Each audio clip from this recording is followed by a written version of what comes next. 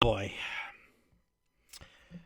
this team, I'm not going to go on some kind of rant and bash the Dallas Cowboys here because the Dallas Cowboys tonight, they fought.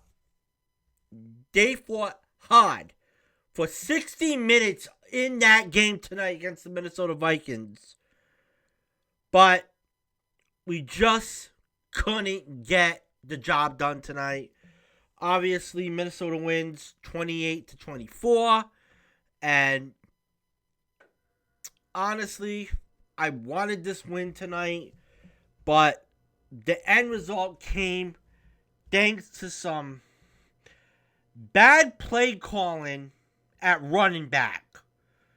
When it came to an impressive drive that this team had tonight. And this is going to be part of my point that I'm going to be making here in this video today when it comes to two players in this organization right now. Offensively, I had no problem with the Dallas Cowboys, especially Dak Prescott and Amari Cooper. Did you see the catch that Amari Cooper did to give us the lead in the second half? But there's one player that fucking disappointed me tonight. Ezekiel Elliott. Ezekiel Elliott failed in this game tonight. He failed to find the holes, to take charge, and to do much of anything. Really? This is the guy that you gave a contract extension to? You gave him a big payday? And this is what happened. And I'm going to give you the stats tonight when it comes to the Cowboys. If you want to win games, now you're in this part of the month, November and December, where these are your most important games of the year. You have to figure out what's wrong with your running back. And you have to do it quickly. It's not going to be, we're not going to wait 2 weeks. We're not going to wait 3 or 4 weeks. You got to find out now. Pronto. Because Ezekiel Elliott's stat line tonight, 20 carries. He only rushed 47 yards. And in the passing game, he was targeted 3 times. Only caught 2 passes for 16 yards. When you play a fucking hot garbage of a defense called the Minnesota Vikings, you want to win those games. If you're playing a marquee defense, you know that they're not going to win games like this. They're not. But Ezekiel Elliott is supposed to be your big rusher, your generational rusher. He's supposed to be that engine to Dak Prescott. What happened in this game tonight? This is not the same guy that was dominating the NFL, especially in the running game, for the last 2 years. I mean, throw Elliott's week 9 performance out the window. Because any running back, you can rush for 139 yards, 23 carries against a freaking hot garbage of a defense named the New York Giants. And what did Zeke say after that game? This is the easiest game ever. This is so easy getting 140 yards. But guess what? 6 days later, karma fucking bit you in the ass. Even for a running back that wants to be, feed me this, feed me the ball, feed me the ball, feed me the ball, feed me the ball, after every first down he gets. Look at Dallas' second to last drive of this game, which was their last true shot of glory. They were in the red zone. And I mean, look what Prescott did in that final drive. I mean, his passes were great tonight. So what did bonehead Jason Garrett decide to do? Because you know what? I can also fucking blame this game on fucking Jason Garrett. Jason Garrett decides, you know what? I'm going to put the ball in Zeke's hands. He does it twice. And then you target him a third time on a pass. He failed to come even close to delivering, netting a total of 3 minus yards, and you basically stall 90 minutes of fucking progress in this game. And now with the Philadelphia Eagles, because yes, I could say they also won in this bye week, Zeke, Jason Garrett, and Dak Prescott, well, let me rephrase that. Zeke Elliott and Jason Garrett and the Dallas Cowboys, you have to figure out what happened in this game. And you got to improve for next week. Because if Zeke can change, he has to change quickly. If he can't, then you know what? Jerry Jones, you fucking got robbed. Seriously, you fucking got robbed when you gave that fucking motherfucker a fucking contract extension because you do not want to have your fucking player hold out. And we saw the whole fucking situation with Le'Veon Bell, what he did to Pittsburgh. He held fucking Pittsburgh hostage. And you know what? Ezekiel Elliott fucking held you fucking hostage. Alright, so welcome here to this recap of the Dallas Cowboys game. Of course, losing to the Minnesota Vikings. Thank you all so very much. Let me get a sip of water quick. So definitely subscribe to this channel. Of course, I did put a lot of fucking content on here today. A lot of fucking NFL Week 10 clips. I'm going to be doing some shakeups here, first and foremost. So this channel, I'm going to be talking sports. I might try to put in some pop culture in from time to time. And I might also put in some WWE wrestling, yes. So, WWE Raw reviews. I might put some SmackDown Live or WWE pay-per-views. They're going to be on this channel from now on. The AEW NXT, which is the Cool brand, is going to be on my Cool channel, the DF Wrestling Podcast, so you can subscribe to that. And also my hotlines on AEW, NXT, when I get a chance to do them. So, check out those channels. So, let me get back here, and I want to make a point over here. And I want to continue my roast on this whole contract fucking situation. And this even got into the point this morning.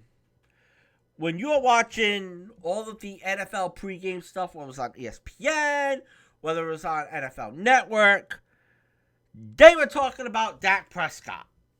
So, Prescott's contract situation is still up the air. And the latest report was talked about today that despite negotiations during the bye week,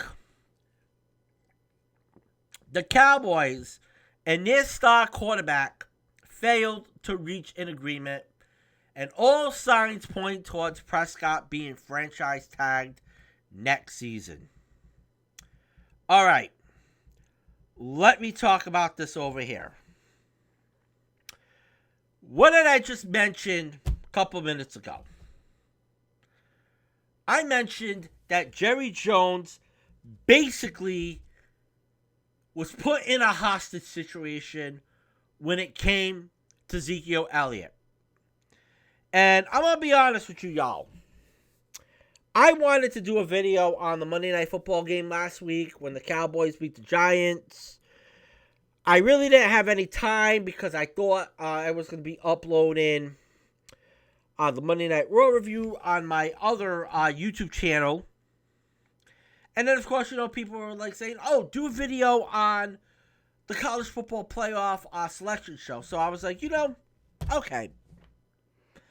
And in that video, I talked about how Dak Prescott in that Monday Night Football game had technically what was his best game. And I said this dude should have been paid first, not Ezekiel Elliott. And then you get this report 6 days later that they can't come to an agreement. But neither party decided to just table the discussions altogether. A contract extension is the last thing that you need to worry about right now. But you look at right now, after losing tonight and the Philadelphia Eagles basically winning in this Week 10. Yeah, they did not play a game in Week 10. But they still won despite the fact that they could still be atop of the NFC East.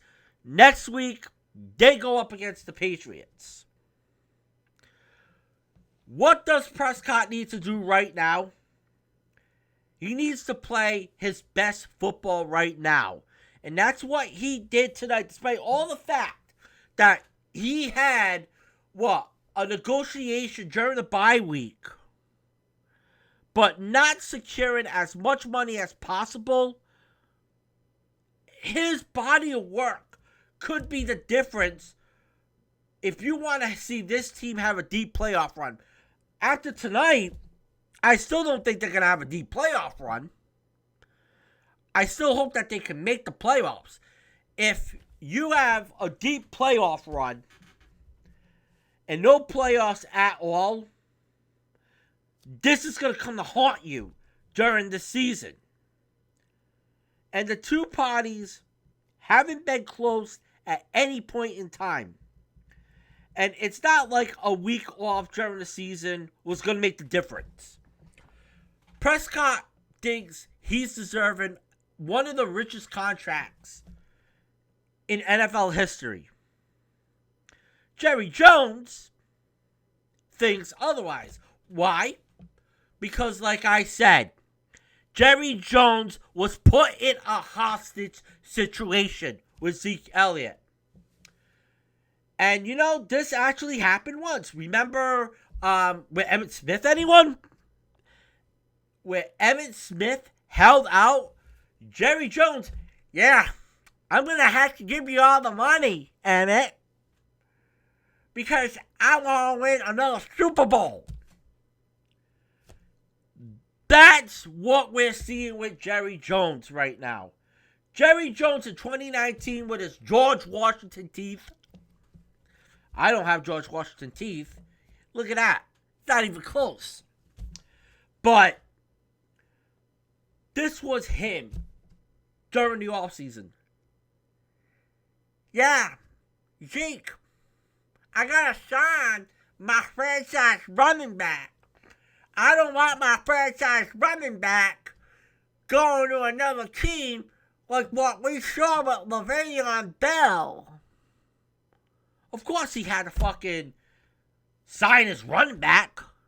You want to keep your franchise. You want to keep one of your franchise players. And he lost in the hostage situation. And why they continue to go back and forth on this is, I really don't get it. I really don't. just put the talks in the rearview mirror. Focus on the final weeks of this season and this season alone. And finally, gotta get into a happy ending here with the New England Patriots. Although this team had a bye week, we as a Patriots fan base, we could sit back knowing that, all right, just like the Philadelphia Eagles, yes, winning during their bye week because they could still get a piece of winning that NFC East. The Patriots, they also won during their bye week. So let's look at all of the variables over here, shall we? Let's talk about your best competition in the AFC East. The Buffalo Bills. Yes, you Bills Mafia fans. You came into this week looking to beat the Cleveland Browns and putting pressure on the New England Patriots and making that AFC East competitive, knowing the fact that the Patriots have to beat the Eagles next week. And then what happened?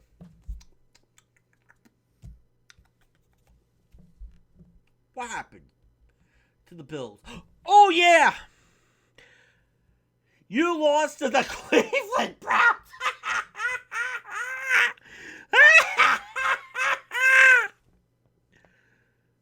Bills Mafia, 6-3. Cleveland Browns just put you through a table. The Patriots are 8-1. And we increased our lead by another full game. Because, of course, the Buffalo Bills, you guys choose to lose your rhythm against a mediocre Browns team, and you fail to capitalize on a big opportunity to dethrone the Patriots. However, Patriots, we still got some competition for that number one seed in the AFC. Baltimore Ravens, and I'm saying it right now, that the Baltimore Ravens could be our biggest threat. I don't think it's Kansas City anymore. I really don't. Baltimore Ravens, the team that beat us last week, and why I went on that rant, they're one game behind the Patriots. And yeah, they beat the Cincinnati Bengals today. Oh yeah, they're going to beat the Bengals. What else is new? The Bengals suck. But man, Lamar Jackson, man, had a fucking beast of a game today. But also, look at what happened to the Chiefs today. They gagged on the road at Tennessee. Let me tell you about that game quick. Ryan Tannehill, after watching the highlights of that game on NFL Primetime on ESPN Plus, I was saying this to myself. The Miami Dolphins treated Ryan Tannehill like fucking garbage. Complete fucking garbage. And look what he did to the Chiefs. Pulled out some fucking Tom Brady shit in the second half of that game. And they won. Mind you, the Indianapolis Colts, Jacoby Brissett was not playing in this game. So, oh yeah, you had to use Brian Hoyer. Trash ass Brian Hoyer against the Miami Dolphins. And you lose to the Miami Dolphins. Lord have mercy, man. Y'all thought last week the Miami Dolphins beating the Jets was like them winning a Super Bowl. They beat the fucking Colts.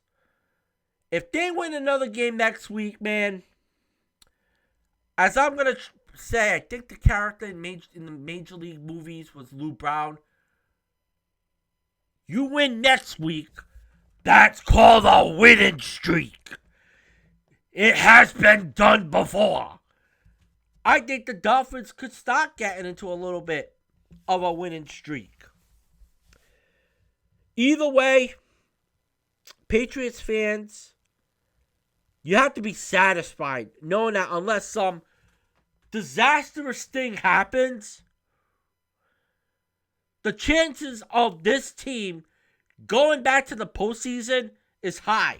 Even though there was news today that Rob Kraft wants Gronk to come back for another Super Bowl run.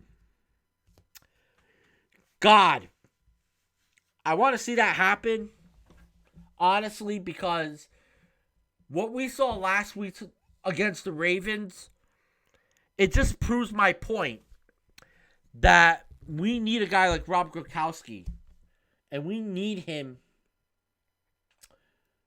during the playoffs. So that's going to do it here for this podcast here. So thank you all very much for watching. Subscribe to the channel. Until then, I am out. Deuces and love.